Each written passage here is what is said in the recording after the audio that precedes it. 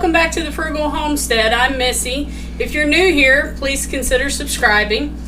Today I'm excited. Today we're making green tomato spicy relish. And this is going to be the easiest spicy relish you've ever made before. First, I start off with a packet of the spicy pickles mix from the grocery store. I added 4 cups of white vinegar and 3 cups of water. It calls for 7.5 cups of water, but with your tomatoes, you'll get a lot of extra juice in there, so you don't need to add 7.5 cups. I only added 3, and I saved some of my tomato juice just in case I need to add it back in later for extra broth. I brought that to a boil, and now it's just sitting here. In the meantime, I've been cooking my green tomatoes, which we chopped very fine. I added 2 onions to it. I've been cooking those down some just so that I could get some of the juice out of them because I didn't want too much of the tomato juice in. Just going to add my mixture here.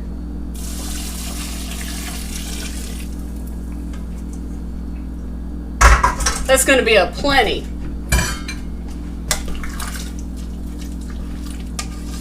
Stir it up some. Now keep in mind, this is going to cook actually in the pressure canner. You don't have to pressure can it, you can water bath it, but I always do mine in the pressure canner because I can put 4 pints in my pressure canner. We did approximately 7 to 9 pounds of green tomatoes.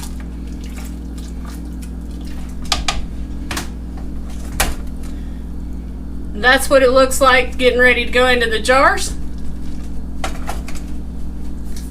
Alright, we'll be back and we will get these jarred up. Alright, so I just wanted to remind everyone, this is the spicy one. So whenever you make this brine, you're going to be able to breathe it in. So you might want to do it outside or open up your windows or your doors, or your family's not going to be real happy with you.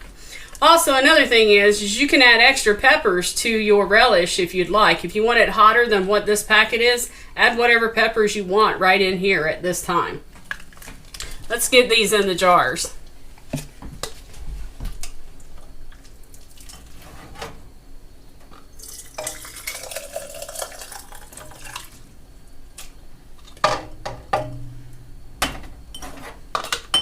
I'm going to have to dump a little bit of that out. That one's a little bit too full.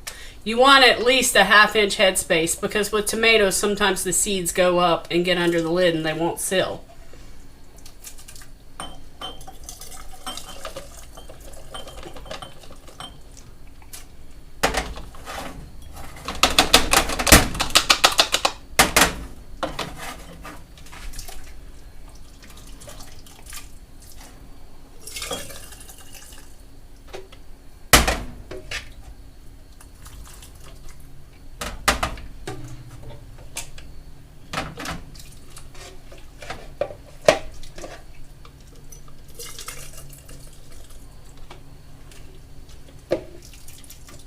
This stuff smells so good.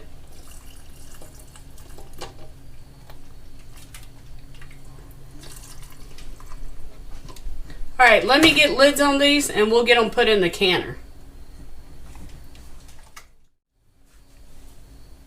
Okay, so I got my lids on here.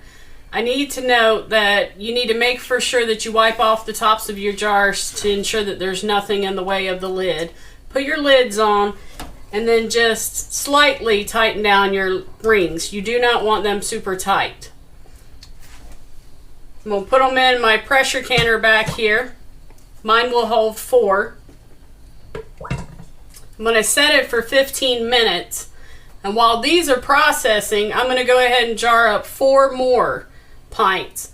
And it may seem like it would be easier just to do a water bath, but as far as power goes, this thing saves us so much power by doing it in small batches than it does to use the big stove and do it in a larger batch.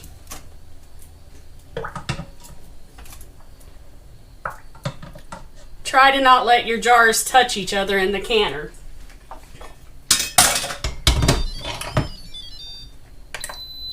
We'll be back when those are done. Okay, so I got my next 4 ready to go in. I've let these pressure can and I've let them depressurize on their own. So let's take a look and see what they look like.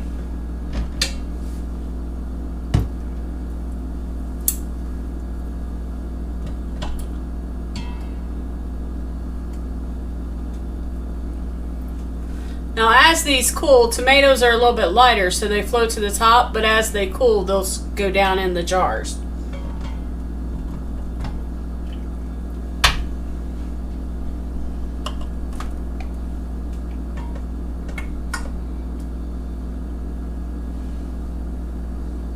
This is a super easy recipe that absolutely anyone can do. And if you're like us and you have a bunch of leftover green tomatoes at the end of the year, this is a great way to use them up. Get our next batch in. This made 9 pints. I could only can 8, so I put 1 in the fridge. Tony will be eating it because this is one of his favorites. Thank you for joining us here at the Frugal Homestead. Consider subscribing, and we hope to see you in our next video.